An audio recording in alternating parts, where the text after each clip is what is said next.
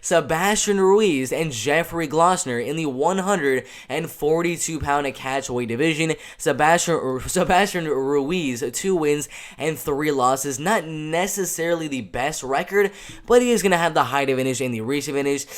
But he has not fought in 2 straight years on a 2-fight losing streak by unanimous decision and a split decision on Mike Kimball right there. I have no idea why that was a split decision. I mean, he got dominated in the fight. I don't know what the judges were doing on that one, but Jeffrey Glossner with 3 wins and 2 losses. His last fight was 2.5 weeks ago.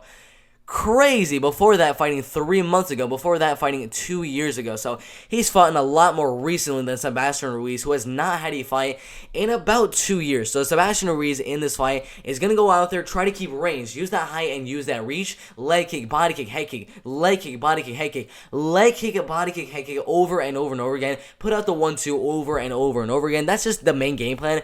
He is a kickboxing type of guy. His only 2 professional MMA wins are head kick knockout wins in the very first round. I watched some of the film.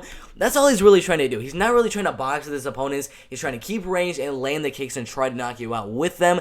With Jeffrey Glossner, the reason I'm going to be citing towards Jeffrey to win the fight is definitely not just because of the record of 2 wins, 3 losses. It's the fact that Jeffrey Glossner does really, really good against guys that like to keep range. He has really good pressure and really, really good volume and does a really good job of closing that distance where a guy like Sebastian Ruiz will not really be able to land those kicks because it's going to be at closer distance. So, of course, if you're like this close to your opponent, you're not going to be able to land a head kick, of course.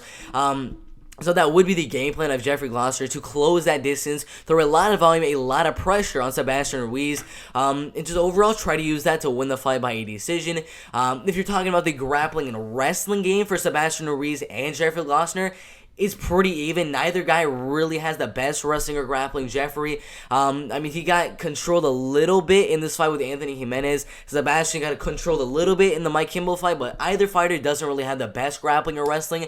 I really do think this fight will be staying on the feet. So, if it does stay on the feet, which I do think it will, Jeffrey Glossner has the volume, has that pressure, is going to put on that pressure on Sebastian Ruiz, and overall, in my opinion, win this fight by a unanimous decision right there. Really, really good fight in the 142-pound division. No idea why it's a 142-pound division, but really, really good fight right there.